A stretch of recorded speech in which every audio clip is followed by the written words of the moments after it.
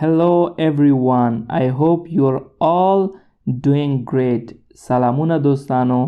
زمونږ یو بل ویډیو ته ښه راغلاست. په دې ویډیو کې به مونږ ډېره مهمه موضوعات زده کړو. اول دا چې څنګه یو چا نه بخښنه غواړو، څنګه یو چا نه مننه کوو، څنګه د یو چا مننې قدرداني کوو یا د مننې ځواب څنګه ورکوو، څنګه یو موضوع کې خپل نظر وړاندې کوو، څنګه یو پوښتنه کوو او داسې نور مهمه جملات په دې ویډیو کې زده کړو. نو زموږ سره تر پایه واوسئ. راځئ چې دا ویډیو شروع کړو. اولین موضوع چې دی دوستانو هغه دا دی چې څنګه مونږ یو چا نه بخښنه غواړو. دې جملې ته دقت وکړئ. I'm sorry. I'm sorry. بخښنه غواړم. I'm sorry. بخښنه غواړم. دا جمله تاسو حتما ډېر زیات اورېدلی، زه مطمئن یم. I'm sorry. بخښنه غواړم. For example دې مثال ته دقت وکړئ تر څو ښه ورباندې پوه شو. I'm sorry for being late. بخښنه غواړم چې ډېر ناوخته شولم یا د ناوخته کېدو لپاره بخښنه غواړم. I'm sorry بخښنه غواړم for being late د ناوخته کېدو لپاره. I'm sorry for being late. دوهمه جمله چې دی هغه دا دی excuse me معنا چې وبخئ.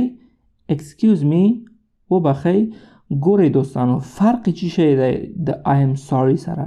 excuse me همیشه په یاد ولرئ چې مونږه excuse me د یو چا توجه جلب کولو لپاره استعمالوو.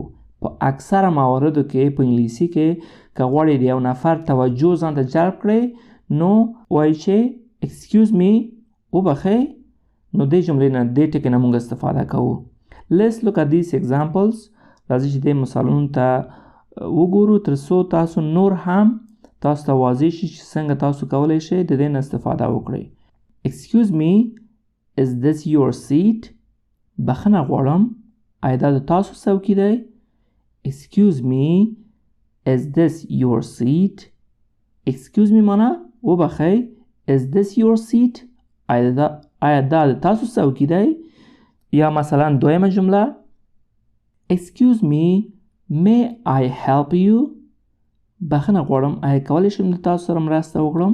فرض وکړئ یو د تاسو همسایه مثلا په لاره کې روان دي، ورسره سودا دي، تاسو غواړئ ورسره کومک وکړئ.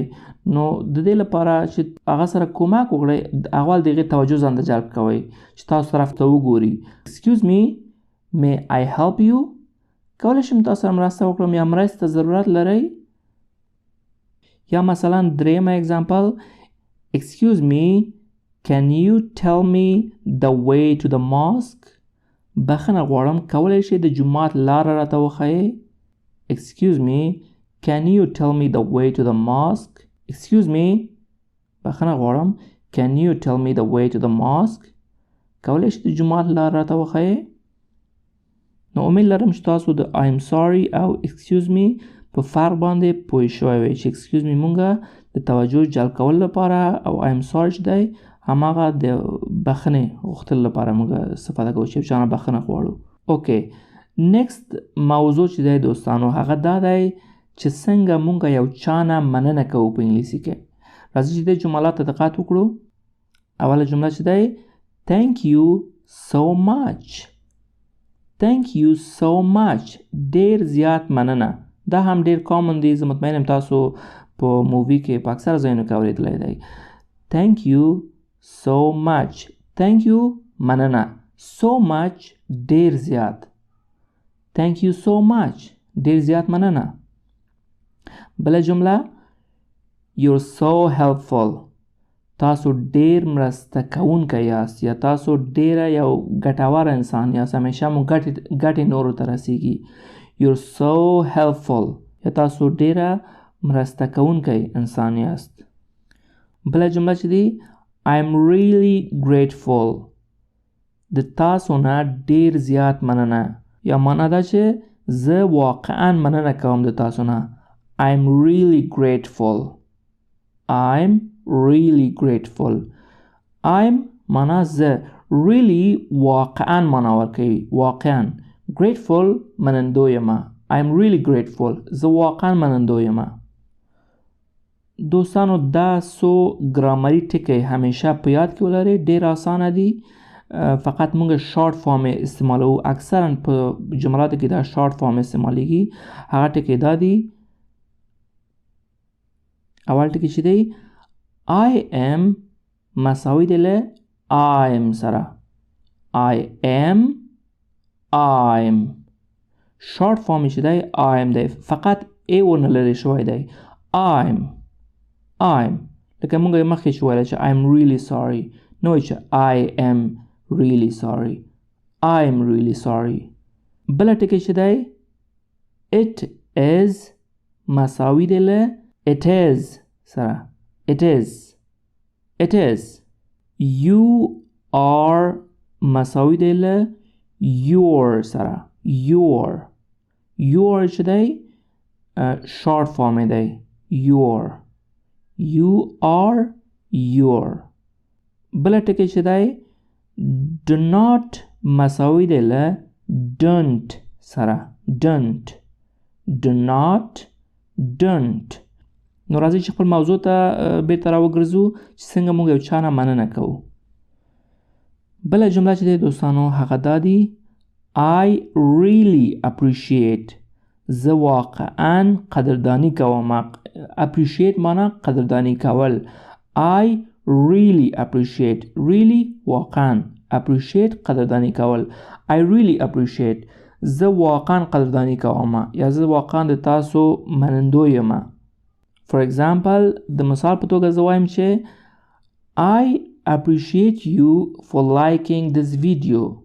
زه د تاسو نه مننه کوم چې دا ویډیو مو لایک کړی دی یا دا ویډیو تاسو لایک کوئ. I appreciate you.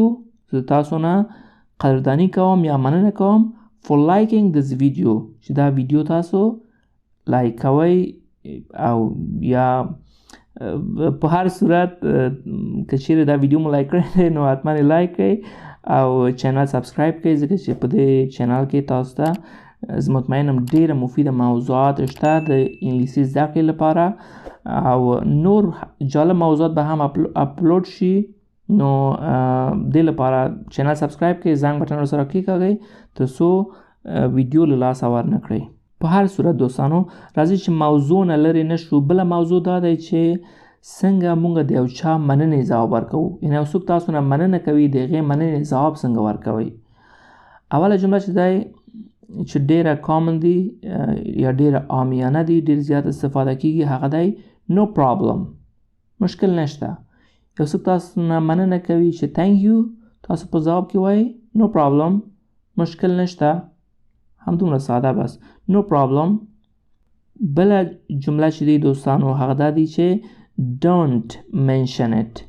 بله جمله چې دی دوستانو هغه دا دی don't mention it. یادونه مه کوه یا یار موږ په پښتو کې وایو چې دا څه خبره دی یار قصه کې مه اوسېږه. نو په انګلیسي کې موږ لرو چې don't mention it. یادونه مه کوه.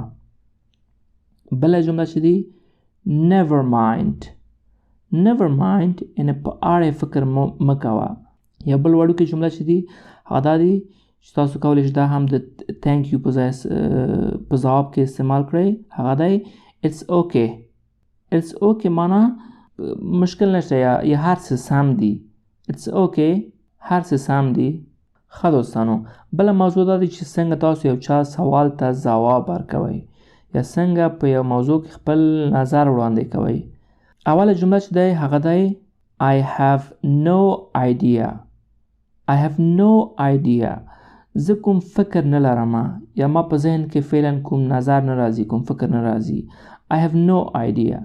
یو نفر تاسو نه یو سوال کوي، تاسو په ځواب کې وایي چې یاره زه نه پوهېږم په دې مورد باندې. نو په انګلیسي کې مونږ څنګه وایو دا I have no idea. زه کوم فکر نه لرم. بله جمله چې دی pretty good. ډېر ښه دی. pretty good ډېر ښه دی. یو څوک یو نظر تاسو یو پروژیکټ په باره کې تاسو خبرې کوي یا یو موضوع په باره کې خبرې کوي د تاسو خوښیږي، تاسو ورته وایي یعنې غواړئ خپل موافقت ورسره وښایئ، ورته وایي چې pretty good ډېر ښه دی. pretty good.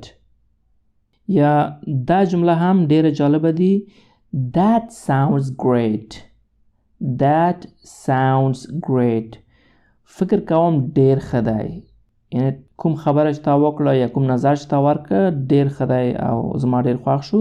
تاسو ورته وایئ چې that sounds great. اوس راشئ بل موضوع ته. کله چې تاسو په یو موضوع باندې نه پوهیږئ څنګه خپل هغه عکس العمل ښایئ یا یو چاته وایئ چې زه پوه نه شم تاسو په موضوع باندې. اوله جمله چې ډیره کامن دی هغه دی I don't understand. I don't understand. دلته don't معنا هماغه do not دی. دلته مونږه short form استفاده کوو. I don't understand. پوه نه شم. یا داسې هم ویلی شو. ګورئ دوستانو I don't understand دو مورد کې استفاده کیږي. یو دا چې یو څوک تاسو نه یو سوال کوي تاسو ورته وایئ چې I don't understand زه نه پوهیږم دې په باره کې زه معلومات نه لرم. یو دا چې یو څوک تاسو ته یو موضوع تشریح کوي تاسو هغه موضوع باندې نه پوهیږئ تاسو ورته وایئ چې I don't understand یعنې زه نه پوهیږم چې ته کوم موضوع تشریح کوئ زه فعلا نه پوهیږم ورباندې. نو دوه حالت لري. یو دا چې پوه نه شم یو دا چې نه پوهیږم. I don't understand نه پوهیږم یا پوه نه شم. یا بله جمله چې دی Could you repeat that please. کولی شئ یو ور بیا تکرار کړئ. د مثال په توګه تاسو په صنف کې ناست یئ د انګلیسي په صنف کې نو استاد یو موضوع تشریح کوي تاسو هغه موضوع باندې نه پوهیږئ نو تاسو کولی شئ دا جمله استفاده کړئ چې Could you repeat that please. کولی شئ یو ور بیا تکرار کړئ. Could you معنا کولی شئ repeat تکرار کړئ. That please دغه شی Could you repeat that please. آیا کولی شئ دا یو ور بیا تکرار کړئ.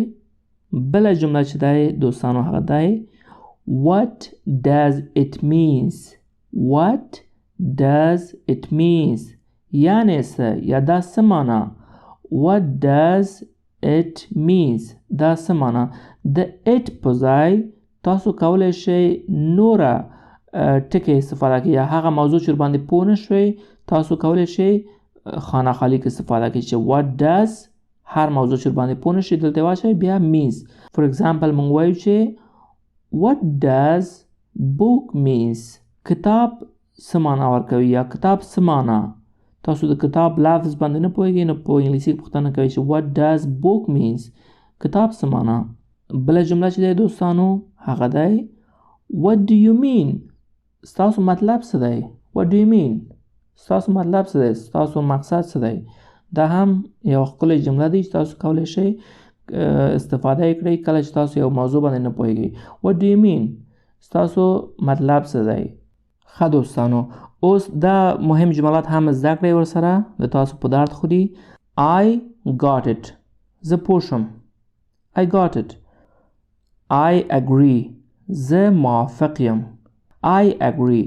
زه موافق یم. په یاد ولرئ چې I am agree بالکل غلط دی. am هیڅ کله دلته نه راځي. فقط تاسو وایئ چې I agree. زه موافق یم. بله جمله چې دی I don't agree. زه موافق نه یم. I don't agree. زه موافق نه یم. Next I'm busy. مصروف یم. I'm busy. مصروف یم. I'm tired. ستړی یم. I'm tired. ستړی یم. I'm tired. بله جمله as soon as possible. as soon as possible. څومره چې زر امکان لري یا څومره چې زر ممکن دی. as soon as possible. نو دوستانو امید لرم چې تاسو نننی درس زده کړی وي او زه هیله کوم تاسو ټولو نه چې حتما ځان سره قلم او کتابچه ولرئ. صرف دا ویډیوګان کتل تاسو ته فایده نه کوي ګټه نه رسوي. تاسو حتما ځان سره قلم کتابچه ولرئ. دا موضوعات نوٹ ونیسئ. ځان سره روزانه پریکټس وکړئ. تکرار وکړئ دا موضوعات او دا جملات تکرار وکړئ. زه مطمئن یم چې په تکرار کولو سره په تمرین کولو سره ستاسو انګلیسي به ډیره زیات ښه شي. اما که صرف تاسو راځئ دلته ویډیو ګورئ او بس دا فکر نه کوم ستاسو ته به دومره ګټور او مفید تمام شي. نو امید لرم چې تاسو نوی درس زده کړی وي. د نور جالب ویډیوګانو لپاره حتما زموږ چینل سبسکرایب کړئ، دا ویډیو هم لایک کړئ، خپل ملګرو سره شریک کړئ. تر بله ویډیو مو په خدای سپارم. امید لرم چې